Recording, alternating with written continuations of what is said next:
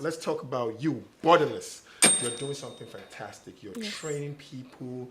People are getting educated on how to build fantastic, valuable services with the blockchain. Tell me about that. Okay, thank you. And I came to the story when I was talking about my story. I transitioned from using these products to wanting to build them, and that's how I found out that we didn't have a lot of young people who knew how to build with this technology. My first product, trying to build my first product was Clip, and we had a lot of issues because I had outsourced the development aspect. I had every other part of the team done, but I didn't have a tech team, and the fees that people were calling who were actually able to do this job was so much, and I was just a startup and I didn't have that. I had to build a protocol, and I said, if we don't have a tech team, I'm not starting on this. And the journey to doing that was getting developers. A lot of Web2 developers didn't understand Web3.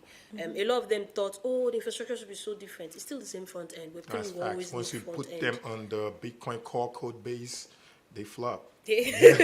So what I had to do, I'm not a developer per se, but I understand tech. I'm a business developer. So I had to take on leadership and begin teaching them. This is how you get information. This is how to read the developers' docs. And that's how you Go came on about Discord. Borderless? Yeah, that was first internally. We were doing all of this internally. So that took me like 6 months.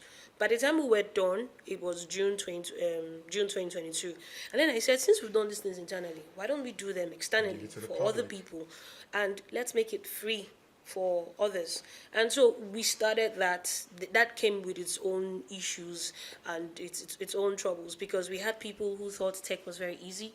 We had people who came in from Twitter, hearing people talk about, oh, I just made my first $1,000, I was made $2,000, and they thought, it was so easy, you could just get in. And we had people who didn't understand that you had to put in a lot of work. Okay. But from the students we had, we saw that the people who were really good were the students, the university students, the campuses. And I heard you reached And out so- to about 11 universities. Yes, we got to 11 universities. We started doing campus tour to form tech clubs in those universities. And out of those tech clubs, we have our different cipher sessions on a quarterly basis. And then we take people from there and just teach them, both virtually and physically. We have a hub in Port Harcourt, GRA Port Harcourt, where some of the students come to learn these things. And then we also have virtual classes. And so we just said, as long if you're a student or probably just finished secondary school, or you're below the age of 30, maybe you're doing your NYC, you come to Borderless, we'll teach you for free how to do all of I these love things. that. We teach you for free.